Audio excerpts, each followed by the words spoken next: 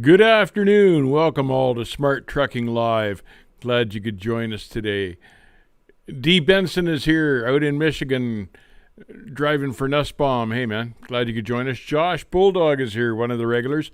Josh, let me answer your question about the digital dash right now before we get any farther. Right now, the Peterbilt plant is virtually shut down, waiting for parts. So they're not really selling any of these new digital trucks because they can't finish them and get them off the line. So we don't know yet how that dash is going to sell. James Wathen is here. We were just looking at your comment. Good question, but man, you've got like a really nice gig going there. Wisconsin and Iowa, Illinois, that area, that drop and hook stuff. I'm going to get back to your question, James, but man, you got a good deal there. Sandus is here. James Cheeks is here from beautiful Asheville, North Carolina. Muppet is here, man. Muppet, by the way, I was looking at the coldest temperature. I was thinking about Sydney, Australia, and the coldest it gets down there, according to what I was able to find, was 47 degrees Fahrenheit. That's the coldest day in Sydney, and it gets pretty hot in the summer. But man, that is damn nice weather. I am envious as we get into winter here. I am envious of that kind of weather. So you're in a good part of the world. James Cheeks is here. Hey, man, from Asheville. I said that. Thank you for joining us here. Appreciate you you participating in our stream. It'll be great because of guys like you being here. Adam Bennett is here in Bakersfield. Always loved Bakersfield. My understanding is that Bruce's truck stop in Bakersfield is kind of run down and looking rough these days, but man, I used to be in there a lot in the day. George Wilson is here, Montgomery Heights, Illinois, on the Fox River. So James Wathen asked a really good question. He said some discussion on the pre-emission non-ELD engines and the pre-emissions ELD engines. And it's funny you mentioned that because we had been talking about that before we started the stream, and we were talking back and forth, and the Lettuce King prefers the pre-emission non-ELD 3406B, whereas I prefer the C15, which has electronics, which allows the ELD engine or the ELD device, electronic logging device. But just a difference of opinion. I like the C15 because I found it the most reliable engine. But a lot of guys like that 3406B just because you couldn't plug an ELD into it. But really that was dictated by the year of manufacture of the engine. Rather than anything else. So even a 3406 built after 1999 could still be subject to having to have an ELD. That was where they drew the line, was 1999. If the motor was manufactured in 1999, you didn't have to run an ELD, even though you could. It was capable of it because it had electronics.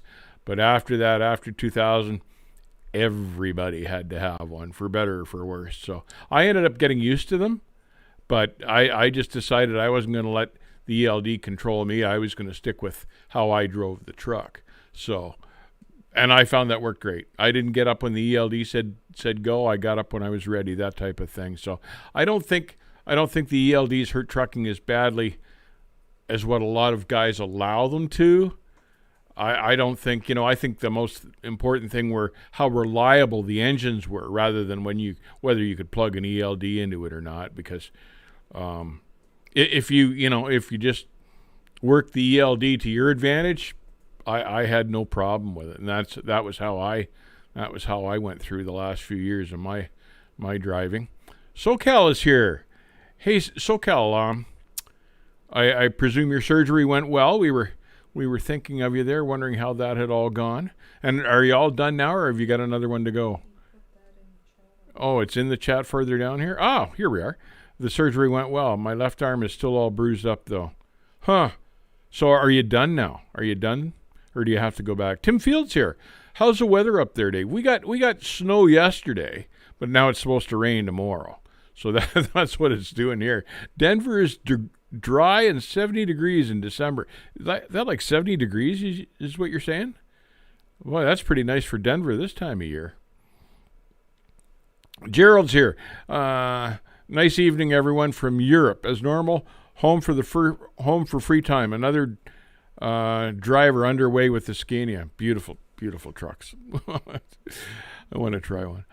Bruce's here. SoCal says, Bruce's truck stop in Bakersfield. What memories? Yeah, for better or for worse, there were lots of memories wrapped up in that truck stop. I still think of a really funny one that happened to the Lettuce King in Bakersfield. I can't talk about it on the stream, but he just cracked me up when he told me that story. I'll never forget it. SoCal says he's all done, so that is good. That is good. So back to work soon, I would assume. Glad to hear all that is over and went well. Go back out again after the holidays. Nice. So you've had a good chunk of time at home anyway, man. I'm sure some of it was on the painful side as you recovered through the surgeries, but still, nice to be home. PAM Transport Montgomery says, PAM Transport depends on what your experience level is and what you want to do. What do I think about the Mack Anthem? This is from Apple in Call Fan 2003. The Mack Anthem is actually a pretty good truck. And you're seeing, it used to be that you didn't see these much on the highway, but now you're starting to see more and more of them on the highway because as their reliability becomes proven, carriers are starting more and more to use these Anthems for long-haul applications, which is good. And Mack was an amazing truck for years and years and years, a tough truck, but they struggled with the emissions just like everybody else did. So, but it actually looks like Mack has got the technology pretty much figured out as much as you possibly can, and they're starting to do like over-the-road application again, which is nice to see. They need to develop their dealer network more out west now if they're going to do that, because it's certainly good in the eastern part of North America, but like you get out in the West Coast, you don't find a whole lot of Mack dealerships to work on the truck. Let me see. JP talking about the guys stuck out in BC because the highways are all flooded out. What a mess that is. AJ Deer says, the Anthems are like nice Volvos. They look really sharp too. Yeah, I kind of like the look of the Anthem. I like the grill, the aggressive grill on them. So that's nice to see. Lots of loggers out here in Tennessee running Macks out west. I see more Peets. Yeah, you see the Peets more out west, but yeah, Mack dominated the eastern seaboard for years and years, and they were such a tough, reliable truck. And we even used them like years ago. In the 70s, when I started, we were using them in northern Alberta, and we used them because they were so damn tough. You couldn't break them. They'd always start in the super cold weather. So it's nice to see them finally getting a foothold back in trucking again after they've struggled for years and years. And I forget who owns Mack now, but it's been a boost for them, and I'm glad to see them coming around. D. Benson says Macks are owned by Volvo, I think. I'm not sure. That could be right, but appreciate that. Yeah, I'm not sure. SoCal, who makes the Anthem? Mack makes the Anthem. SoCal, and you've probably seen them. You just got to watch for them because they're kind of inconspicuous otherwise. But they're starting to be out there on the interstates again. These old Macks with lost that.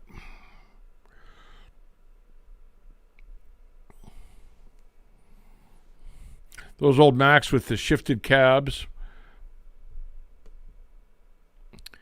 look like they would be funny to drive. Oh, I know the offset ones. Yeah, I know the ones you're talking about. Yeah, they do look like they'd be a little bit odd, but I never drove one of those. I drove an R model, and I drove a B61, but I never did drive one of those offset. You saw them more in the construction end of it.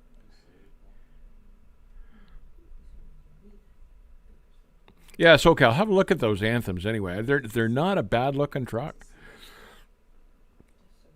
And there's Gavitron confirmed. Yes, Mack is owned by Volvo. So, interesting. Volvo's purchased them probably to get a better foothold on the North American truck market. Mind you that Volvo has their own plant here now, but Mack just kind of expands their footprint here. So, interesting. Adam Bennett, my man, coming in with the 50 on the regular with the donations. Unbelievable. Thank you very much for the donation once again, Adam. Eating dried fruit while waiting for a load from Bakersfield to Reno. Now, I'm led to believe that come on is a... Dave, I'll let you describe that because I'm sure you would be able to describe it to someone who doesn't do trucking. It just means, come on back, it's your turn to talk. Can I get an example, or let me get a come on. I'm headed for Reno. How about you? Come on. Oh, that was weak. That was pathetic. You can do better than that. For someone that doesn't know truck talk, how can you I'm judge that? talking That about was some great enthusiasm. I can hear enthusiasm from a mile away. Come on, let me get a good. You just good use one. come on. You just said it. No, I know how to say the word. I'm saying with some enthusiasm. Let me get a good come on for Adam and his 50 here. Breakers, any takers? Come on. All right. Well, unfortunately, Adam, I think that's the best you're going to get there. But anyways, thank you very much for the $50 donation, my friend. Kyle says, Volvo dealers can work on Macks. They even use the same engine. Really? The same engine? I didn't know that. SoCal, did you know that? I didn't know that. I thought Macks had their own engines. Huh. Joe Cummings, I still have an 86 R model Mack, 120,000 on it. Garage kept. Oh, nice. What year? Oh, 86 R model. Phew, I'd like to see pictures of that if you could manage it. That'd be a nice old girl. I drove. What year was that R model I drove? I got to think. Like a 76, I think. I want to say a 76 R model. Tough old truck, boy. You could put it through any kind of weather. Herschel, a friend of mine has a 2016 Mack with an MP8 Mack engine. Been a good dependable truck, but prices are out of sight, and the dealer never has the parts he needs in stock. Huh. I think, Herschel, I think the parts for just about everything are out of sight these days. I know the parts for mine, and I ordered some new parts here just last week or the week before, and I just about had a stroke at the price of the parts. But I ordered them and brought them in because I thought about doing it in the spring because it's too cold to work on the truck right now, but the prices will just keep going up. So I bit the biscuit and ordered the parts in now, but they're expensive from everyone. Wolf Train Services. Hey, man, how are you? Just pulled into Tiviotdale truck stop. Closed. Oh. You're out in BC, man. I would gather from that, but tough trucking through there these days, eh? Jeez. What else we got going on here? I hate how the Pete's tag axle air adjustment on the outside of the cab. Tim Field, they made them do that in Canada by law, so you couldn't be fiddling with the axle pressure when you crossed the axle scales. I don't know if that's the same down in the States, Tim, but that was why they did that up here, was so you could adjust your axles up and down when you were crossing the scales and change the weight, because that was a favorite trick of ours back in the day. Our company sent us a message about a tire shortage. Yes, D. Benson, there's a huge tire shortage, and I called a dealer a couple of weeks ago, kind of sniffing around for a set of Michelins, and he priced them out for me, but he said, "Don't hold your breath." He says, "I can't get anything." SoCal says he'll stick with my loyal friend, the Cummins ISX. Thank you, and it's been an amazing engine for him, but that's kind of like a pre-emission ISX, though. yours, is it not? SoCal, it wouldn't have a whole lot of the weird and wonderful plumbing and the after treatment and all that other crap.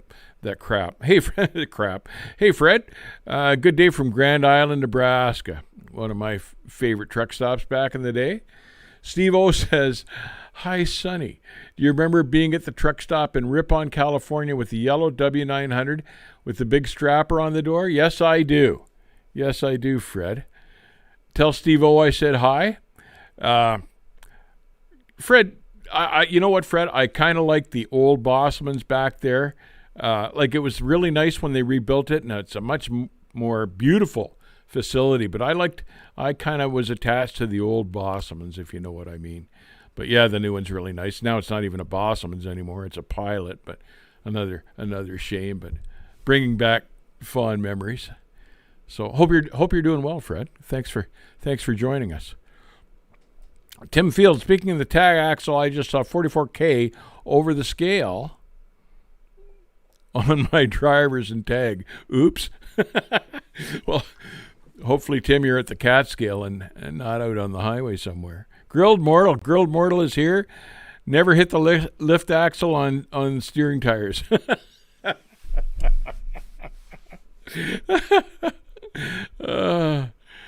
There's a good project. We should try to wire up a lift axle on the steering axle. It's just not quite the same as being able to dump the airbags on the steering axle. I don't know how you'd manage it. You probably have to hit a curb or something. Alex says, "Do you think the prices will ever come back down?" The new reefer trailers I've seen are for $100K, and that's my buddy Richard was saying that the other day. And $100K doesn't even buy you like a fancy one anymore. I think it's sad as hell, but the material is going to stay up. The cost of the labor is going to stay up. The markup that the manufacturer and the dealer need to get in is not going to go down. And I think the single truck guys are going to get priced right out of the market here sooner or later. It's just nuts. I priced duplicating my truck there back in the summer. And to duplicate my Pete would be $220,000 up here.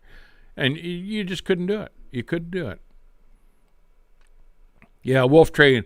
Tiviotdale, Ontario, Grey County. Oh, okay. I'm going to have to check even where that is. I don't know that neck of the woods. I just left Ontario all the time. I didn't drive around it very much.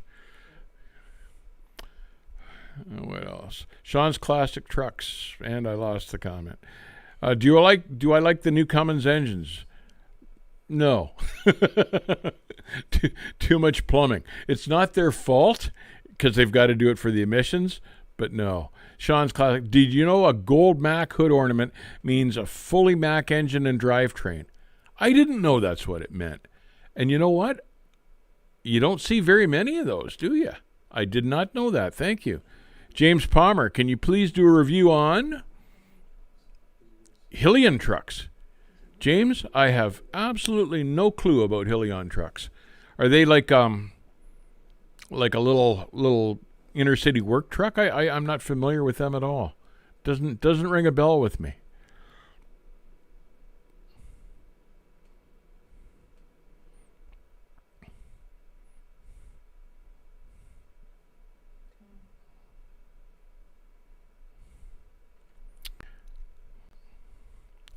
Jay Kearney, as soon as people started talking about the part shortage, I bought a transmission clutch in both rears. Hopefully I'm good for a while. You know what? That was probably a smart idea. To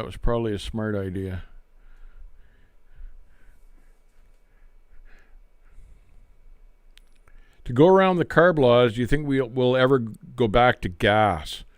Huh. Sean's Classic Trucks, good question. You know what? You might think it's a bit of a joke, but the local lumberyard guy here in my town got so fed up with the troubles he's having with these new emissions engines, he started speccing big gas engine trucks now, just so he doesn't have to put up with all the emissions systems issues. Fred says, Yeah, Michelin XDN2, no supply. And that's not the only one, Fred. Yeah, but yeah, tires are in short supply. Richard Pierce, Fred, who you probably know of, has been hunting around looking for a match to replace his tires, and he's been looking for months and hasn't been able to buy a full set yet. Grilled Mortal, a triaxle can be fun, lowering and raising the wheels like a plane, landing when you are really bored or really tired. Keep you awake anyway. Keep you awake. God, there was a gravel hauling guy up here that would forget to raise his lift axle going around the corners, and he kept pushing the truck, and they couldn't figure out why, but that was what it was. He'd corner with the lift axle down. It would put him in the woods because he'd lose his steering. They finally clued in what he was doing and fired him. James Palmer, they use natural gas to get more power out of with an electric motor boost. Oh, okay. Jeff Rees, gotta say it like a chicken hauler. No, come on. That's my problem. The Canadians don't have that accent going for that.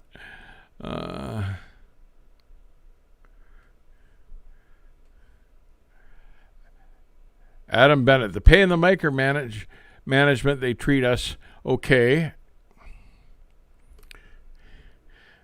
You can make more money with the more experienced of driver you are. That's from Adam Bennett. And yeah, I think that's pretty much true in most cases. I recommend going somewhere besides Prime. I'm with you on that.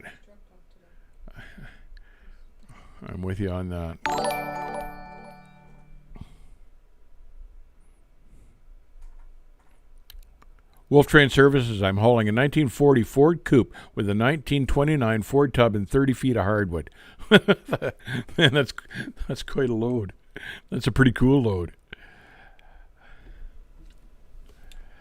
Adam Bennett, the pay and micromanagement, they will treat you okay depending on what the driver manager you get in the dispatcher. I'd recommend staying with them for 1 year. That's Adam, and I think he's talking about Prime there. Captain, nice guy with the 50 bomb as well. Thank you very much for that, Captain. Good to see you in the chat this afternoon, as usual. You mentioned a while back now that it isn't a good time to become an owner-operator. What exactly are the current problems in the industry that make this statement true? Be sure to give him a really good answer for his generous donation. Captain, nice guy. First off, very much appreciate the donation. The second thing is that there are all sorts of factors affecting owner-operators right now. Number one, let me start with number one, is the fact that you can't really buy the truck you want because there's such a supply shortage that the manufacturers are having trouble building them. So that's the number one problem. The number two problem is that even if you've got a truck already, it's tough as hell just to get parts for it.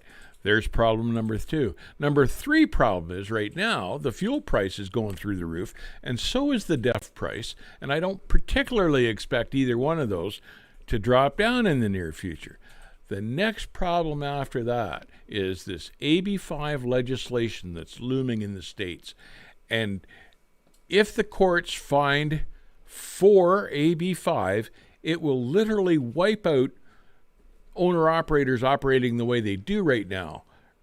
Just completely change and devastate that part of the industry. So I'd hate to be a guy sitting there with a brand new truck, a brand new owner-operator, thinking that his carrier is going to keep him busy, and all of a sudden the carrier's got to drop him or, can't run him in California. It's just going to change the industry.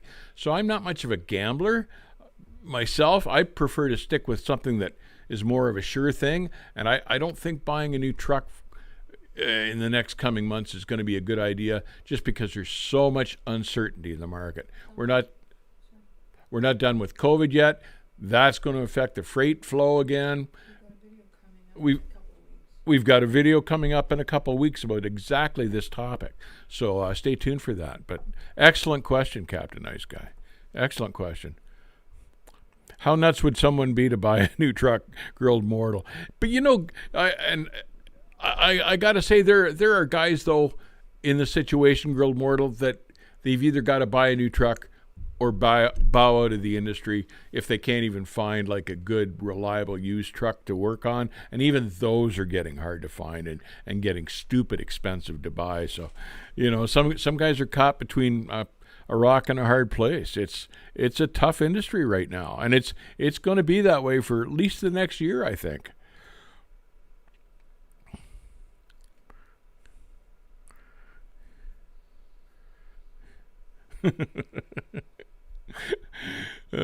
Adam Bennett says nuts are rich. If you were rich, it wouldn't matter. You could buy whatever the heck you wanted, but you'd still be waiting for it because of the supply chain shortage and the factories all shutting down because they can't get parts. Just imagine, and Denton Peterbilt can't be the only one, but imagine plants like that with thousands and thousands of guys having to shut down because they can't get parts to build the trucks. The one Peterbilt dealer up here recently just canceled. They canceled on him. The factory, Denton called the dealership, and this dealership had an order in for 600 trucks. And Denton called this dealership and said, sorry, we're not going to be able to get you the trucks. And the dealership said, well, you mean there's a delay on the trucks? We'll have to wait for a long time.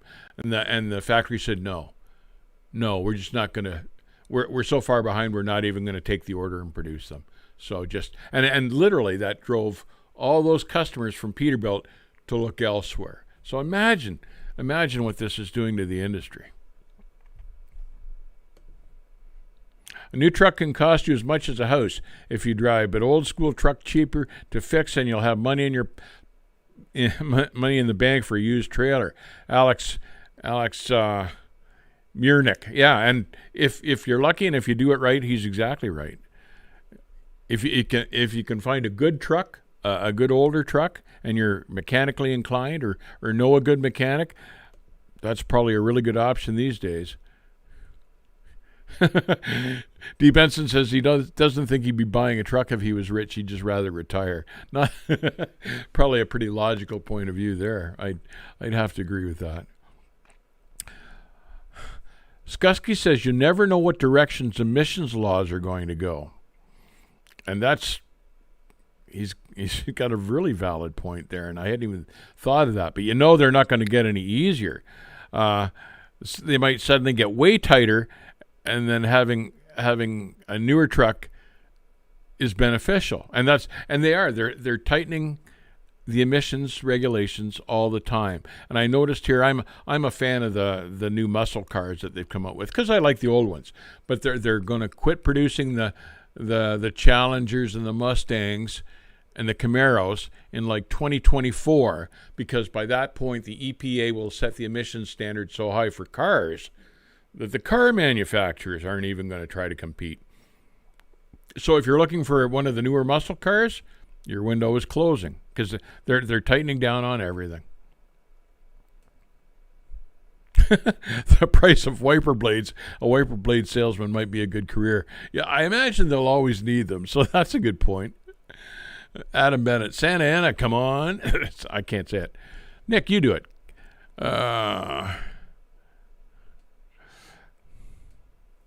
What do you think about the U.S. mandating cross-border drivers needing the double vax sometime in January? I think it's gonna put another dent in the driver supply. That's what I think. James Watham. With all the shortages in the supply chain and logistics, I'm doing power only, owner-operator moving. And I lost the comment. I have heard the old Greyhound buses, this is Grilled Mortal, I have heard the old Greyhound buses are going to auction. Sounds like a better choice.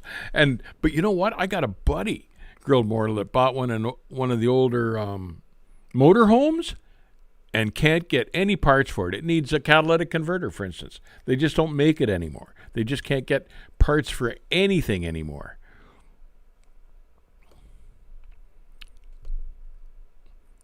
There's James. I'm doing power only, moving their trailers and doing extremely well. Good. Even with the diesel high prices, my rates are good. My numbers are good. So that's good to hear. And a lot of guys are liking this power only stuff. I see a lot of that going on the West Coast, and I think a lot of it is probably Amazon doing it. But it's, if the rates are good, it's like a drop and hook deal. So as long as the rates stay good on that, that's kind of a nice way to do it. Saves you having to buy and maintain a trailer too. So yeah, not a bad deal.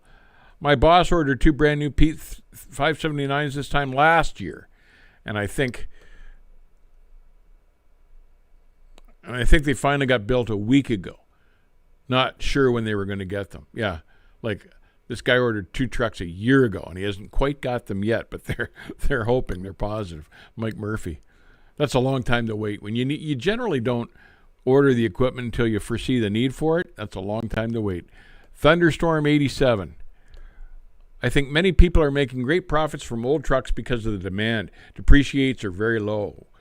That's right. And like good used trucks up here in our neck of the woods are selling for huge dollars. Like my buddies and I talk back and forth, and we can hardly believe what some of these trucks are selling for now. It's great money. It's really good. But trucks are hard to find. Good trucks are hard to find.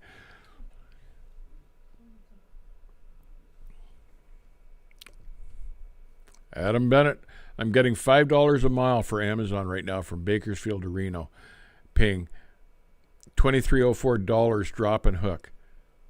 Not too shabby at all, Adam? And you know, the nice part of that too is it used to be the calculation was that if you had to cut that figure in half if you were dragging the trailer back empty if it was a one-way. But if it's a drop and hook and you're bobtailing back, and even my old girl got over 12 miles a gallon bobtailing. So it changes the math altogether on that. So that's pretty seriously good money. That's nice. Blue Cord Trucking, parking the 216. Parking the 216. The 2016. That's what I meant to say. Sorry. Because of issues with it, Blue Cord? I'm guessing. But yeah. God, what was it I was looking at the other day? The latest, greatest compound turbo setup for the new Cummins. And what a set of plumbing that looks like. Holy smokes. Jonathan, thank you very much for the 10 beans or bombs, whichever you prefer. How long do you reckon until the next routine hours of service rules update? Well, that's a good question. And you know, it's an ongoing fight constantly. I imagine, my guess is sometime in 2022 they'll make some sort of a minor adjustment to the hours of service. Now they've already, because of COVID coming back, they've already thrown the restrictions out the window again. So right now, supply chain guys bearing COVID type freight are the logbooks are in the bunk again. So we'll have to see how that lasts. But that's not exactly what you're asking. But yeah, I expect we'll see more logbook hours of service changes in 2022, minor ones, but John M says, Dave, old trucks, big dollars, don't tell Kathy. No, I won't, but she's sitting right here, so she probably knows now, but no. Mine's parked for the winter anyway. Chloe's dad 2020, sorry I'm late, December 6th. Go to trucking school. I'm thinking about being a regional driver instead of over the road. I wanted to compromise with my wife rather than going over the road. Good compromise. It's something I should have done that I would change if I could. So good compromise. Roger Penske is here. Man, I think about you about every day when I read about the ports, Roger. Maybe drivers will have to pay a fee to join a sort of club or association that deals exclusively with the shipper. Roger, I think that type of thing is going to have to be in the works. And part of the problem with trucking anymore is that there are too many middlemen taking too many pieces out of the pie. And that's always been a problem. It's getting worse. And it's getting worse. And, you know, I remember when load brokers used to say they were taking 5% and they were taking 10. And now they're taking like 30, 35, 40%. It's ridiculous. So Roger Penske, there may be a hook in the law where if you haul one load per week, per month, per quarter, whatever, that you're not bound to any specific care and tear the carrier. It'll be interesting to see how they handle it, Roger. It will be. I'm fascinated to find out what they're going to do. Excuse me, but Even the OOIDA has come out against this AB5 legislation. So, there's a lot bad to be said for it, but there's some good too. I'm of both sides there. I can see the advantage of both. David Elfson says, I got an ugly truck, but my pay is great and I'm home at night. That's all right, man. That's kind of the best it could be. To be home every night these days. And I see that the OOIDA has asked Pickle Park Pete for $1 billion for parking because it wasn't included in this infrastructure bill. So the OOIDA sent a letter, especially to Pickle Park Pete, asking for more money for parking. And because it's an essential thing. And that's one of the nice things about being home every night. You don't got to worry about that. And it's a big deal. John M., did you see the rise of the middlemen coincide with deregulation? Oh, John, absolutely I did. Absolutely. There's no doubt of the connection there. It was staggering. Like before deregulation, there were a couple of guys. Like C.H. Robinson was there before deregulation, but they're the only ones off the top of my head, one or two others. But they were in the produce business. And it was just because those farmers couldn't organize themselves to put together full loads. It wasn't what they wanted to do. They wanted to farm. But then, after deregulation, middlemen got in everywhere. And part of the downfall of the industry. Joe says, I'm a new owner-operator, bought an older T8 day cab, Cat C12 solid truck, power only running for Target, getting $1,200 for under a 100-mile round trip. Have to get good worth in this market. Well, Joe, it certainly sounds like you are. That is a good deal. I hope that continues for you because you've got a sweet deal there. Good move, man. I love it when people win. Good. You're winning. Thunderstorm 87. I'll have to get back to you. Dave, do you think ugly trucks are part of the driver shortage? Yes, I do. Yes, I do. I do think, because all sorts of guys, me included, part of the attraction was that the trucks look so cool that was what I wanted to do. And that's gone. That is gone.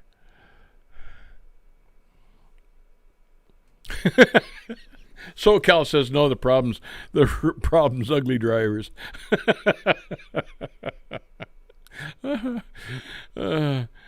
I see a bad hand hasn't hurt your sense of humor and your wit, your quick wit. Thunderstorm 87. Navistar is opening a new plant next year in San Antonio. What driving jobs do you think would be good there? Navistar builds international. Yeah. God. If they're going to deliver their own equipment, like you know how they piggyback new trucks one behind the other, I think that would be a hell of a good gig if you were in that neck of the woods. Ask Navistar if they're going to do their own shipping and transportation. Unless you're working for Amazon or in a dedicated lane, there's no money anymore in OTR. Yeah, for the most part, Tim, I have to agree with you. There's some of the private fleets like Walmart do over the road stuff and still make good money, but for the for hire carriers, yeah, most of them are not paying very well these days. Girl mortal. I used to be good looking, but now I just scare women. I think I'm in the same boat with you, man. Oh well, just remember back to when we were younger. Fred Besmer. To the guy waiting on the new 579, good luck. And with the new dash 2 weeks ago, mine said stop immediately or transmission fatal damage could occur. I pulled over, shut off, restart, no error, no problem, fluke. That make your heart stop for a minute though, eh, Fred? Thinking you're going to drop your transmission on the ground, one of Gary's brand new trucks. He'd probably be mad, but there's so many sensor issues and fault problems with these new trucks. And it's not the truck's fault, it's the engine's fault, of course.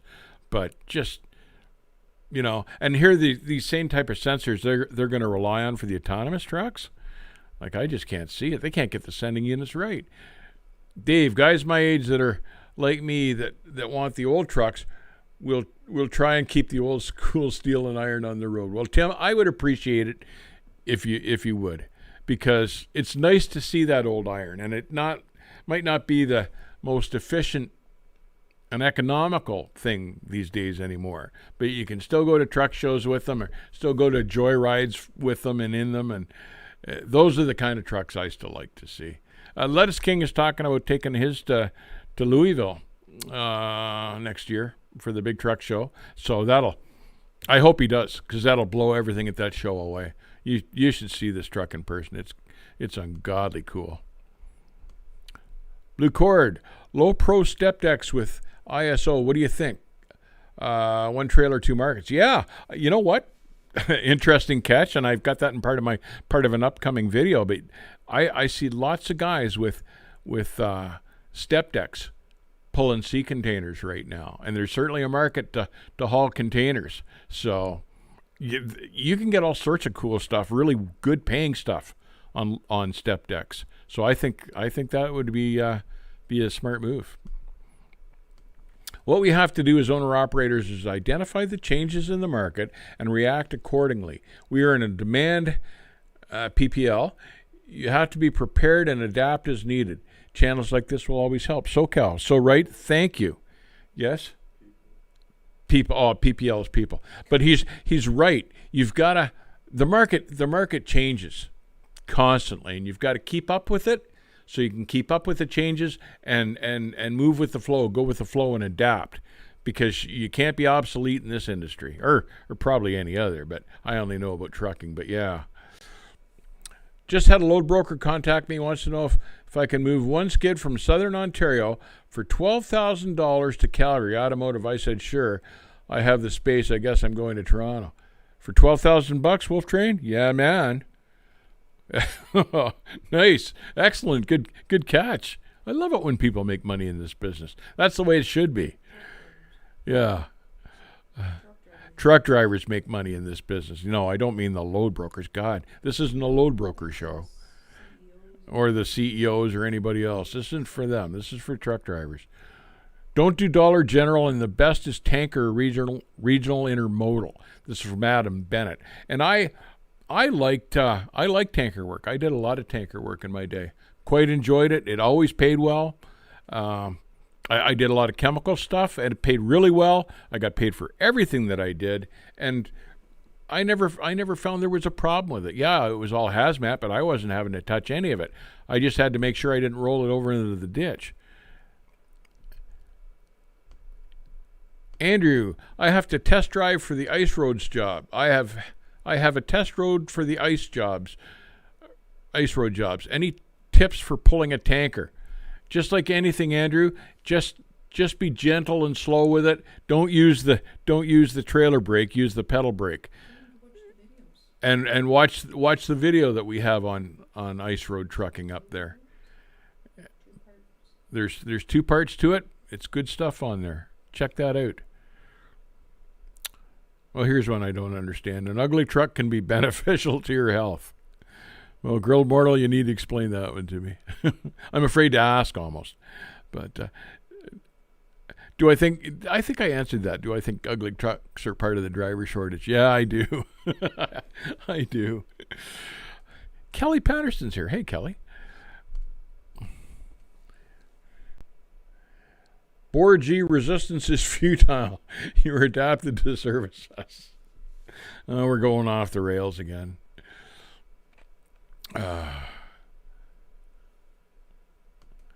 Grilled Mortal says, hey, I've always said that I would haul freeze-dried dog. Or SoCal said that. Why did I? Because I was just talking to Grilled Mortal. Always said they'd haul freeze-dried dog if the pay is great. Yeah, everything kind of hinges on how the pay is. But yeah, oversize always paid really well, but I wouldn't haul that because I was too scared. But yeah, it all hinges on the pay. If the money's there, put her on.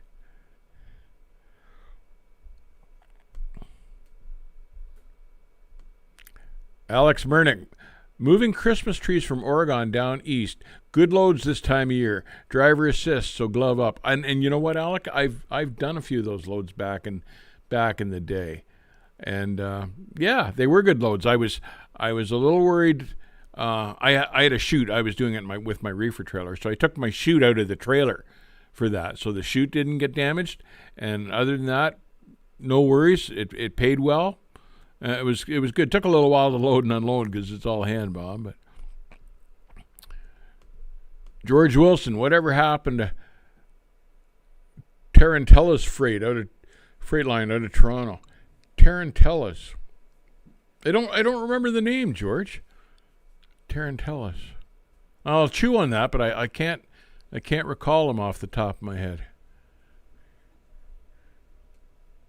Huh.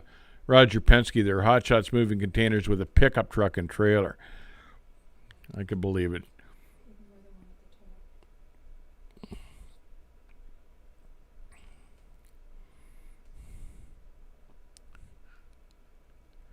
There's no way they're pulling 35 or 45,000 pounds.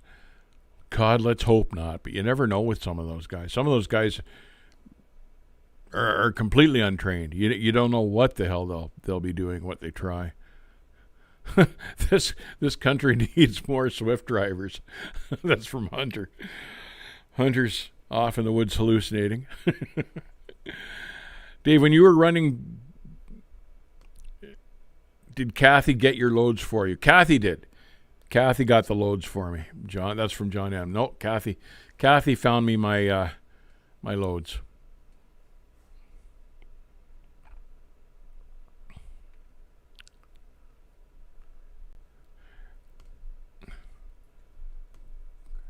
Grilled Mortal, I have a test drive tomorrow on Georgian Bay for ice road work.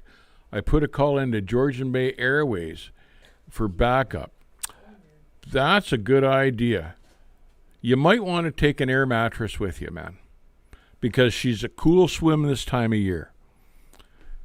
Do you know, Grilled Mortal, I got to tell you, Kathy's grandfather used to haul logs across Georgian Bay in the winter. That's how thick the ice used to get here. Mind you, it was only like with the truck was like the size of a big, healthy 5-ton. But that was what he did in the winter, was haul logs from like out around Kilbear Park back into town, back into Parry Sound, across Georgian Bay. Amazing when you think about it. I'm doing power only D&H Wisconsin to Iowa reloads, way under 20,000. Yeah, we were. I get a lot of stuff off the Schneider load board. That's interesting. Fred Besmer, my son did the ice road season 2 years ago. B trains of diesel fuel, 136,000 pounds because of the ice. 21 trips.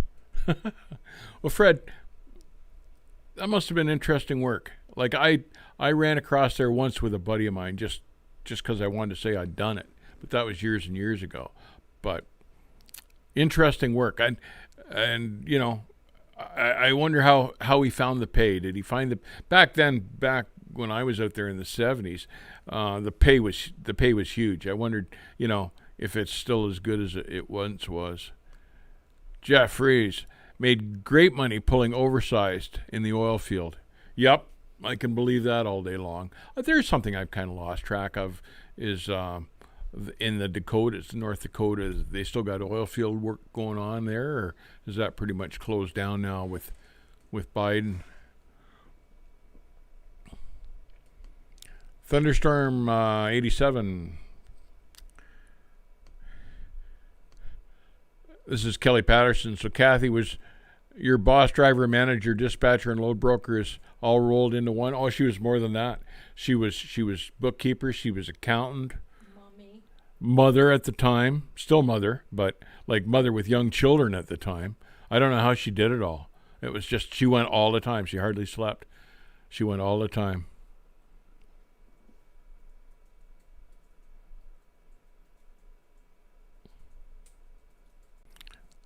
Dave, why do you hate ice road truckers? I don't hate ice road truckers. I hate the TV show. I thought that was the stupidest thing I've ever seen because it wasn't really like that. But no, I had friends that ran the ice road, and one lives right here in town, and no, nothing but admiration for those guys. There's Bull in the Woods back there. He says the North Dakota ice field or No. Oil fields are still hopping. That's good to know. Good to know. There's Wolf Train again. I try not to use load brokers, but you're right. They take 30 to 40% of my tried to just establish and keep my own customers and stay independent.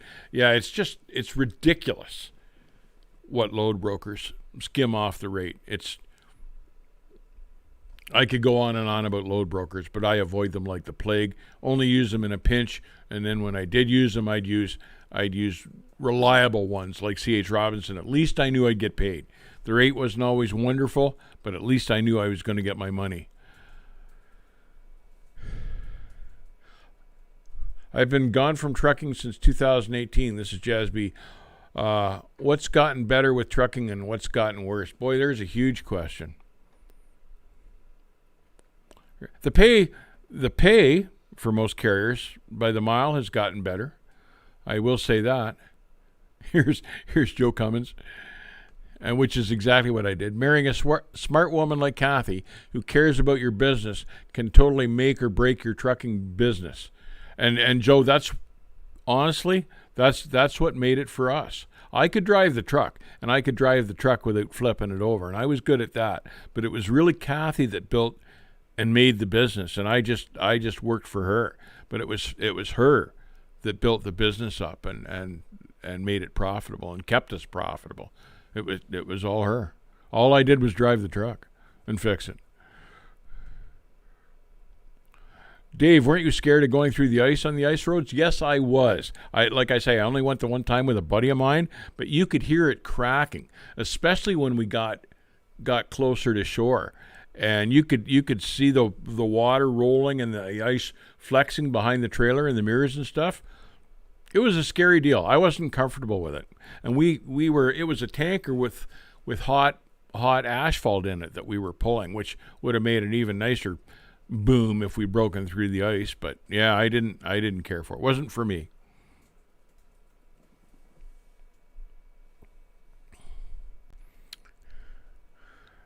How has the BC road closures and flooding affected you?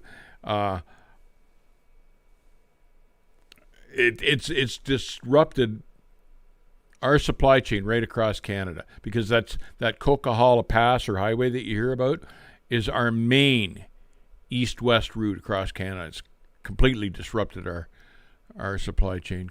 Container grew, but the pay hasn't caught up with the cost of living, and that's exactly right. It's got a long way to go. It's up, it's better, but it's still got a long way to go. And container grew. Good to see you there, and you're absolutely correct, sir.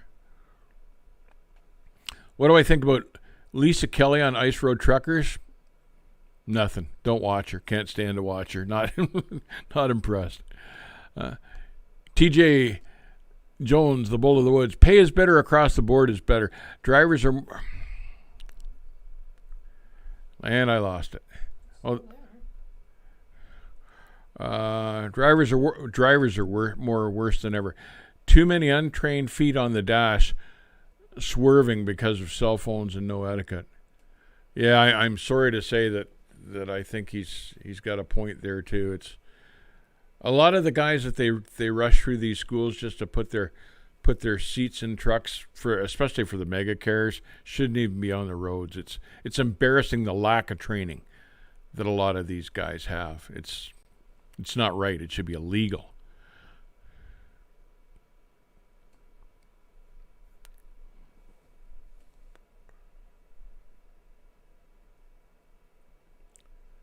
And it's because of the lack of training. These big mega carriers don't take the time to train these guys properly. They just want the trailers moving, and that's why. That's answering Apple in Cali. That's why not. It's the quality of drivers has gone way down because of the training from the mega carriers, or lack of training. Adam Bennett, depends on where you live. And he's right about this, about trucking. California, you stay broke. Iowa or Montana, you're a rich trucker. And Adam's got a really good point too. Trucking, a lot of how well you do depends on where you live. And look at California. The cost of living is just through the roof in California. But you get out into the Midwest, like Iowa or Montana, where the cost of living isn't stupid, and your housing and everything isn't stupid, the groceries, and you're making a much better living. Always been that way. Part of why I live in Northern Ontario. Josh Bulldog, do you think and hope Peterbilt will be okay? Yeah, Josh, Peterbilt and Kenworth are going to be okay. But it's everybody's taking a hit. Everybody's taking a hit, and they'll all get through it. But it sure has hurt our economy to the point that we'll be paying that back for years and years and years to come through our taxes. Do I believe that the MILT programs have adequate training? Russ, I had big hope for that, but I don't really think MILT has made a significant difference. I think the driver schools here used it to take advantage and line their pockets. I really can't say I've seen any better drivers coming out of that program. And the other thing it did was put what the schools were charging, put their rates right through the roof, and a lot of guys could not afford then to get a license because they couldn't afford the school. And here in Ontario, that was about the only way they could get the license. So a lot of guys didn't go into trucking because they just couldn't afford what those schools wanted, and that was part of this MELT program. And now, of course, we have a shortage because of that. But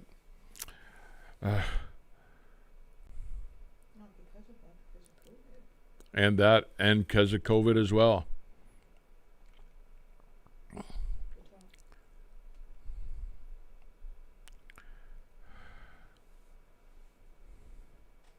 Jeff Reese points out it's the cost of a lot of innocent lives. Mega carriers just don't care. Yeah, and it's all about the dollar. And I just can't believe that the law has allowed them to get away with what they have to this point. Now, the U.S. is introducing new driver standards and requirements, I believe in February 2022. And initially I had big hopes for that. So I hope it'll be a vast improvement. But as Kathy said to me, it'll probably just, all the money will go into the politicians' pockets and not a whole lot will change. And the more I thought about it, I'm sure she's right. A 2022 Peterbilt or Kenworth sure isn't the same truck or even the same quality of truck as the 1990 or older. Truckers' dream trucks back in the day.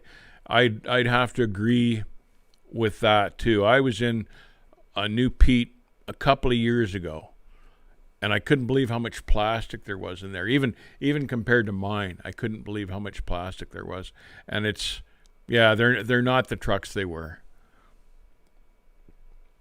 Sam, thoughts on gas hauling? Sam, I did that for, 5 or 6 years, I guess. And I liked it. It was, dependent on the kind of you did. I preferred hauling into the bulk plants out of the refineries as compared to delivering to the gas stations and the service stations, because I found that the service stations, the cars were left, right, all over the place, cut you off. I found it was kind of a dangerous work environment. People running around behind you, but I liked hauling gas to the bulk plants.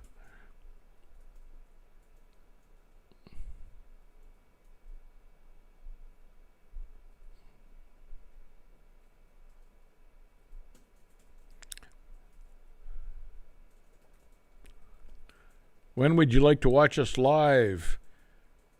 On the poll, 44% said between 4 and 5 p.m. All right, then. We'll make a note of that. The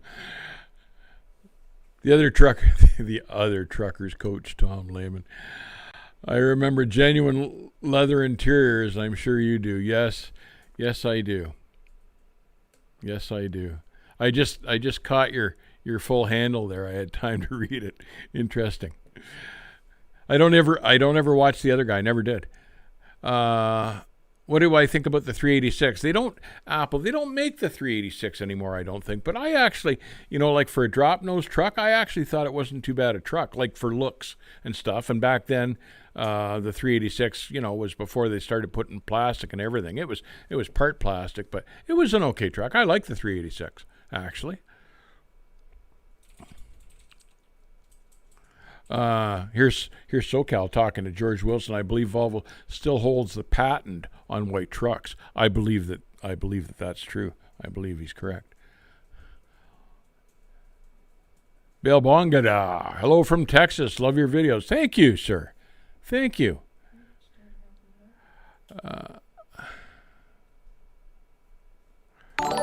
What's your opinion on the Fleet Star International made? I'm not familiar with that particular International, but Internationals back in the day were a really good truck. Like my first truck that I started with was an old Transtar, and they made really good trucks. And the quality of the trucks still is good. Where International got into trouble was when they started making their own motors, their own emissions motors. But International always built a solid truck.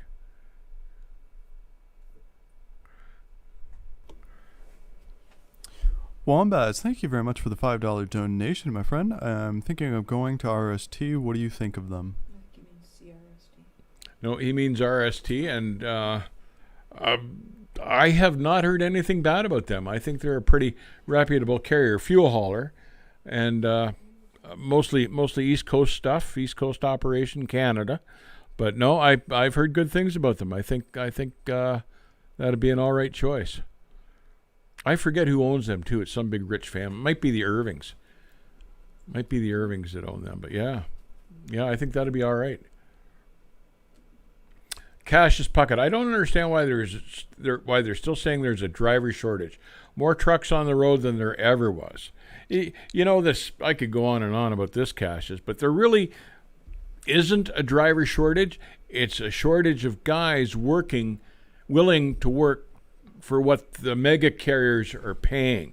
And as the Board of Labor Statistics pointed out to the American Trucking Association last year, that the schools generate almost 1 million drivers every year, new drivers every year, yet the ATA claims they're short like 60,000 drivers. So how can you be putting 1 million drivers into the pool and still be short 60,000? It's because they can't retain them. And even now, the Biden government has clued into that.